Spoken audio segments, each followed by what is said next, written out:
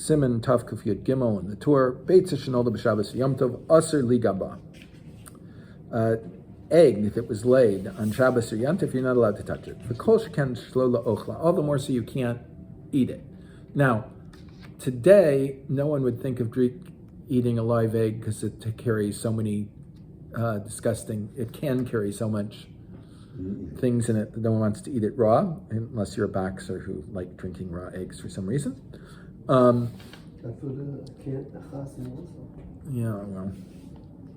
well. But there are no, so you couldn't really eat one on Shabbos, but on Yom Tov you could. Afילו besפק נולדה ביום טוב, even if we're not sure whether it was laid on Yom Tov or not, or בחול, or on the week just before. Asurah, it's prohibited. Afילו נתערב באלף, כולן אסורות, even if it's mixed up with 1,000. The reason for this is there's a concept of davar sheyesh lo מתירין, something that will become mutter, right, isn't batal. Meaning, one of the reasons why chametz on Pesach is not batal is because once Pesach is over, min Torah it's mutter. Min Rabbanan there's a rabbinic prohibition on chametz shavar Pesach, but min Torah it's mutter. Therefore, you just wait, and it becomes mutter, right? Why do you have to play around? So it's one of the category of things that is in a batal afilu b'elef. Ve'avi ha'ezri asur. And the העזרי prohibits אפילו התבשיל שנעשה בספק ביצה שנולדה ביום טוב, even in a case where I cook with an egg where there's a doubt whether it was laid on Yom Tov or not. So here it's really, there's both a terovis where it's batal b'shishim, right? And there's a sepek. I don't know whether it was born Erev Yom Tov, laid Erev Yom Tov or on Yom Tov. Nonetheless, he says something. We can kasav from Morotenbורק. The Maharam Morotenbורק agrees. Lefima sheperish Rabbeinu Tam, according to what Rabbeinu Tam said, da'merinן davar sheyesh lo מתירין lo batal, that we say something that will become mutter. It not can become mutter, it will become mutter. Meaning, it doesn't matter what I do. The egg that was laid on Yom Tov, right? As soon as Yom Tov is over. As soon as Yom Tov is over, it's mutter. It's not that I have to do something to make it mutter, right? It's mutter. I mean, it will be mutter. Like. Davka بعין. This is where it's here. Aval tamo batal. But if it, for instance, if I had an animal that I slaughtered before it was 8 days old, right? I'm not allowed to slaughter an animal before it's 8 days old, right? Yeah, it's in the Chumash, right? I slaughter it before it's 8 days old, and I cook it. I cook the meat. I take a huge piece of meat and cook it in a stew. Right? The meat is asur, but after 8 days it'll become mutter. Right? I mean, it's a knas that I have to wait until the animal would have been 8 days to be able to use the meat. So, if I take it out, there's the taste of the meat, but there's no meat. Right? So Rabbeinu Tam says the taste can be batal. Right? If you don't taste it, what do I care? So it appears to Rabbeinu Tam that if I don't taste the meat in it, it's mutter. I didn't intend to be batal. Now, we're going on to the next thing. I can put a kli over the egg. The egg is mukta, so I can't move it, right? Someone may come to kick it, step on it, whatever. So I put something over it. I put a bucket over it, right? So that no one will destroy the egg. Shelo tishaber, so it won't be broken. Shelo yiga ba hakli, as long as the kli doesn't touch it. Yom Tov sheni muteres. And on the second day of Yom Tov, it's mutter. Meaning, Monday is Yom Tov, and an egg is laid on Monday, right? Tuesday is also Yom Tov. It's the chutz laretz. So on Tuesday, the egg's mutter. B'shnei Yom Tov shel Galius. This is the 2 days of Yom Tov in exile. Of b'shnei Yom Tov shel Rosh Hashanah, but on 2 days of Rosh Hashanah, Mishabbos to Yom Tov, or from Shabbos to Yom Tov, or shel Acharav, or Yom Tov shelifnei Shabbos, or Yom Tov before Shabbos. Asur b'shem. Then it's prohibited on the second day, because the reason why 2 days of Galus are mutter is we don't know which day is Kodesh, right? It's either today or tomorrow. If today is kadosh, then the egg's prohibited today, but immediately as soon as the day over, tomorrow isn't kadosh, and so it's mutter. If tomorrow is the day that's kadosh, right, then it was laid on a weekday, and it's mutter. Right? And if you hold to the shita that it's the second day in chutz is a knas, how do you explain that? We don't really care. Matter. We don't care. It It's doesn't still matter because the first day, if it's either it's mutter, or it's It become mutter. It become, Right. I mean, either way, it's either. Now. I have to say there is a huge tumult in the Rishonim about this issue. Many Rishonim say we don't allow one Yom Tov to the second day of Yom Tov of Galus because of the 2 days of Rosh Hashanah or Shabbos and Yom Tov together. People will think if it was laid on Shabbos and Yom Tov is Sunday, that it should be permitted on Yom Tov if we allow from one day Yom Tov to the other. And Rosh Hashanah is Yom HaRichta, as he says, it's only the 2 days. So therefore, because of this, we don't allow it all. And this is a tumult in the Rishonim, it's a tumult in the Achronim, but Baruch Hashem, we live in Eretz Yisrael, so it's not an issue. We do not have 2 days of Yom Tov. There's a whole shaila, by the way, about people from Chutz Laretz that are in Eretz Yisrael, whether I can give them such an egg, right? According to the side that's Asur. I have a question for you, which if you really don't want to answer now, that's fine, because it's not entirely relevant to this, but it's something I wanted to ask you, which is that when we have any laws that are talui ba'aretz, like this, okay, does it make a difference if it's b'rabbanut, not rabbanut, that was right, rabbanut, the government. In other words, there are some places in Israel which are not are not original, and then there are places like Jordan, for instance. If I'm living in Jordan, am I talui ba the laws of the Haaretz? This is a very complicated issue. There are two primary areas in Eretz Yisrael. There's Ole Mitzrayim and Ole Bavel. Ole Mitzrayim controlled more area, the people that came out of Egypt, than the people that came out of Babylon. So the level of requirement of keeping mitzvos in Ole Mitzrayim is less than it is in Ole Bavel. And that's different. I'm a little confused. Can you repeat that? More people came out of Ole Mitzrayim. The Ole Mitzrayim conquered more land. So it's less? Than Ole. However, their Kedusha was Kedusha L'shat v'lo la'asid lavo, is the Pesach of the Gemara. They sanctified it for the time, but not for the future. Ole Bavel sanctified it for their time and for the future, so it doesn't require a future sanctification. Therefore, even though it's less area, the halacha is stricter in that area than in the area that was Ole Mitzrayim. And then the state of Israel controls lands that were in neither of those. All right? South of Beersheba, for instance. And that has a completely different halacha, and that's all I'm going to say about it now because it's too complicated. The next halacha that's in the Torah is essentially completely irrelevant for us. That is a egg that has started to be laid during the day, all right, and is finished laid during the night.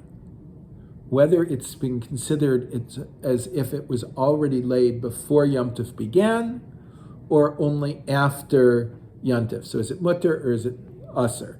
They also say something that any modern person who deals with chickens would not agree with. But the Chazal had an idea, and the Rishonim had an idea, that if there are no roosters present, all the eggs will be laid during the day and none during the night. Therefore, if I find an egg first thing in the morning or just before dawn on Yantif, right? The presumption it was laid Erev Yantif and not on Yantif, if there are no roosters. Anyway, I'm not going to go through this whole thing because we buy our eggs. To the best of my knowledge, no one here keeps chickens. You sure? But To again, what does it even matter? Because if it was laid on Yantiv, and the next and we don't know if it was made on Yantiv or the next day. Well, the next day is mutar anyway. no. I'm saying on the first day of Yantiv morning, I It find was an egg. Chutzaretz. I don't care. But there's only 2 days Yantiv and Chutzaretz. It's the first. No. No. So look. I want to make an omelet, Yeah. and I find an egg When did first you find thing Yantif morning. Okay. If so there what's the are no question? roosters, the Gemara and the Rishonim say, if there are no roosters, chickens lay all their eggs during the day. So if I find it first thing in the morning, before the chickens have had a chance to lay the eggs, even though I found it on Yom Tov, all right, it was presumed to have been laid Erev Yantif, because they don't lay eggs at night. And I'm saying anyone that deals with chickens today will tell you that this isn't what we find. So either the nature of things has changed or whatever. I'm not going to go into depth into this halacha because none of us, to the best of my knowledge, raise chickens. If you go buy some chickens, and we have to talk about it more. Yeah. I actually was in the chicken business, but that's another story. And did the chickens only lay eggs during the day? Not to my recollection. I never watched, so I don't really know when they laid the chickens. I just know When they laid the eggs. They didn't lay the eggs. eggs. Well, they laid the chickens theoretically. Yeah. All right. The next paragraph, second paragraph on page 7. Hashochet tarnagolas. I slaughter a chicken. Umatzaba beitzim, gemuros. And I find completed eggs inside it. They are mutaras, they're permitted. ואפילו ביום טוב של אחר Shabbos, even if Yom Tov is after Shabbos, meaning even if it seems that the egg would have been finished, it's being created on Shabbos, that doesn't matter, it's still mutar on Yom Tov when I slaughter the It's chicken. part of the chicken, not part of the nuts on it. Yeah. And the next one again is the previous one is not so shayach to us as I said also, but it's short enough that we can do it.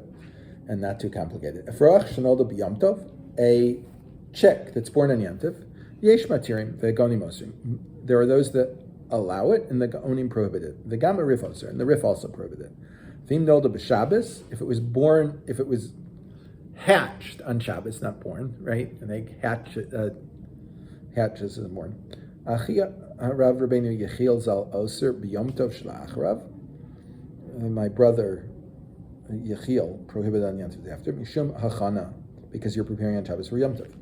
Devade shayach be hachana odo beklipaso lo hayaroi leklum, because when Rav Rabbeinu Yechiel says the chick is still in the shell, right? I can't eat it as an egg. If I crack this thing open, it's asur to eat.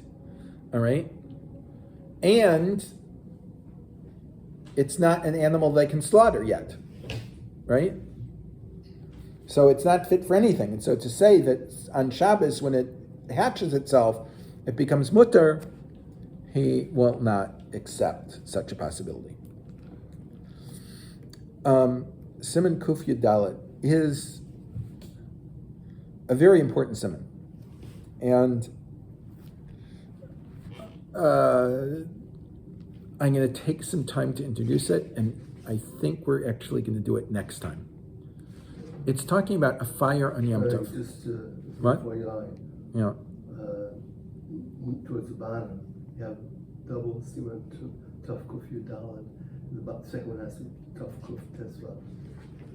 No, it's Because in the next page is סימן tough kuf. No, it's actually a duplicate of the. It's a duplicate, and You left that tough kuf. yeah, I'll have to print it separately, Okay. but that can be done. You know, I pasted didn't copy or whatever. Whatever. These things happen. My thing, I can't tell it to print out all Hilchos Yantiv. I have to take each סימן by itself. What can you do? Horrors of the world.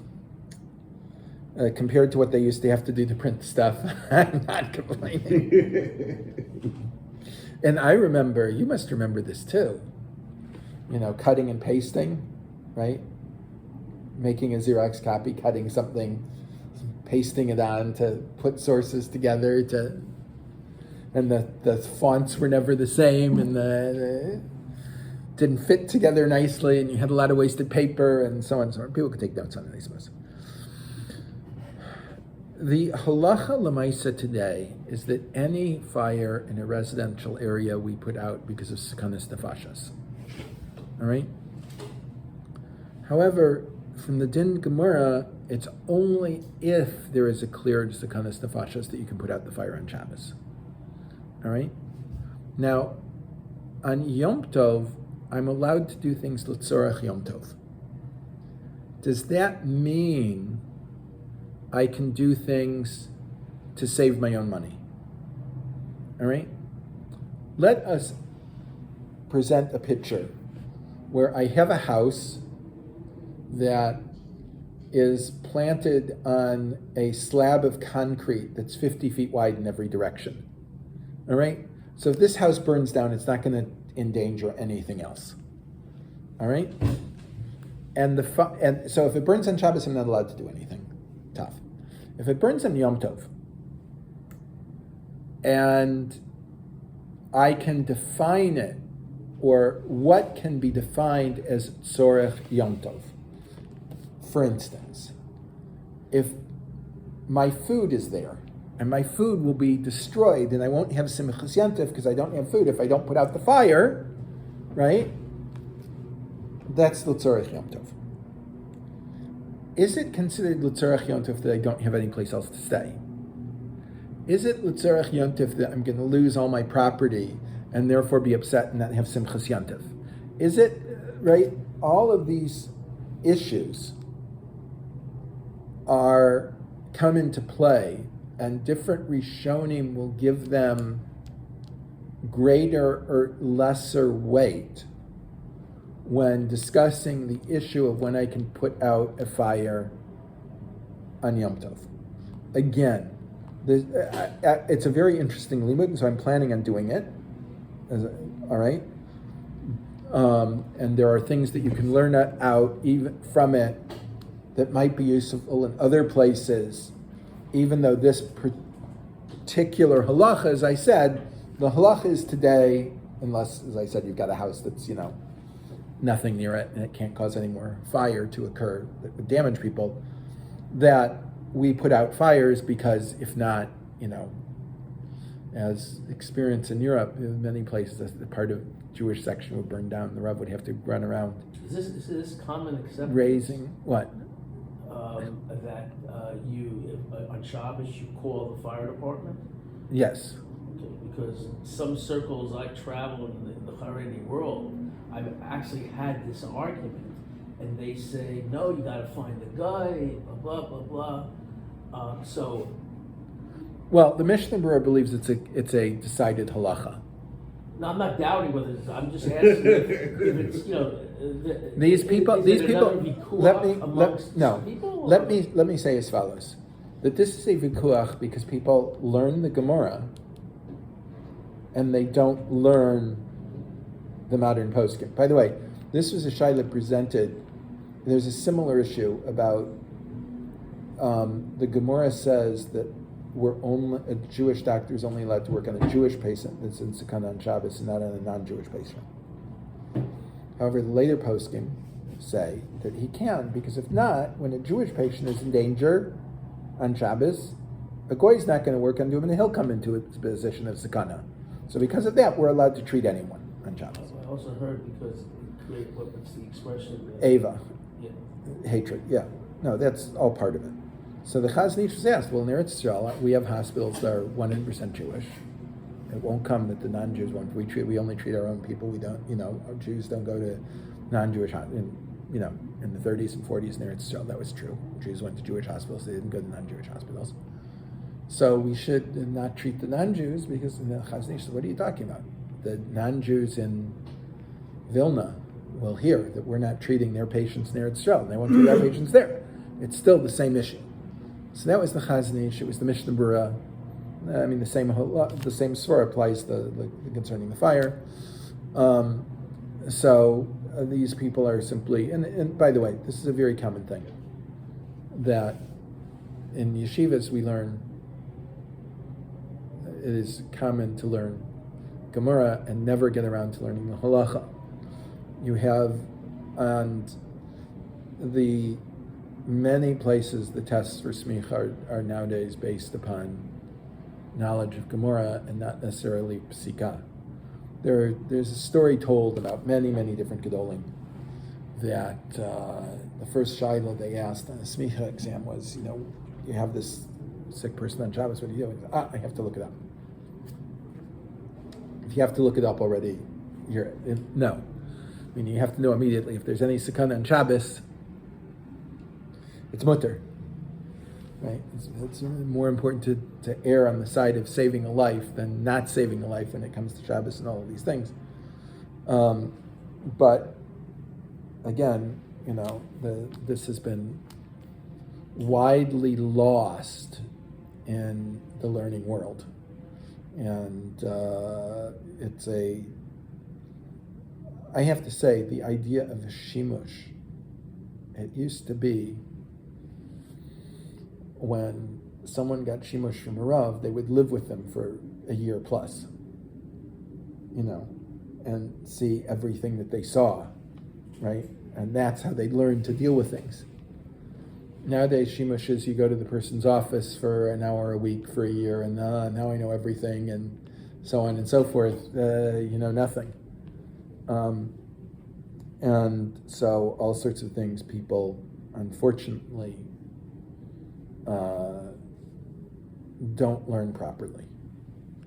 I mean, one of the things that's true, one of the reasons why I think it was true that people lived with a person, was a huge number of shilas that you get as a practicing Rav of a shul or of a community are people that knock on your door at 10 o'clock at night. The only way you see that is if you're there. Also, the idea of B'nai Bais has, to a large extent, disappeared in our modern world. It used to be very common, right? Yeshivas didn't have dorms. Do you know the first person to have a dorm in his yeshiva? What's his name? Reb Meir Shapira, the founder of Daf Yomi. He had 3 things that he instituted in his yeshiva, 2 of which all yeshivas, to the best of my knowledge, have adopted, and 1 they didn't adopt.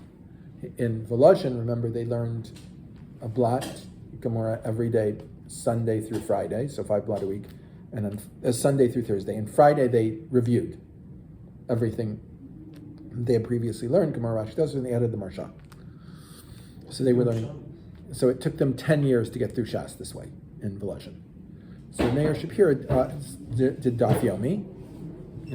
What you learn all day long is the Daf, and you do that every day, including Shabbos. And in 7 years we get through Shas.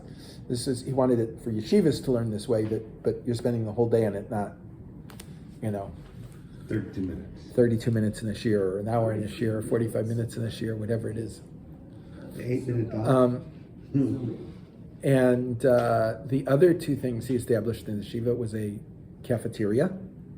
They were going to eat there instead with balabatim, and a dormitory. He's not given credit for the cafeteria and the dormitory, even though all yeshivas have adopted them. He is given credit for Daf Yomi, even what people do today is not what he envisioned for people to do with Daf Yomi. So, what are we going to do? Anyway, next week we will look at fires on Yom Tov.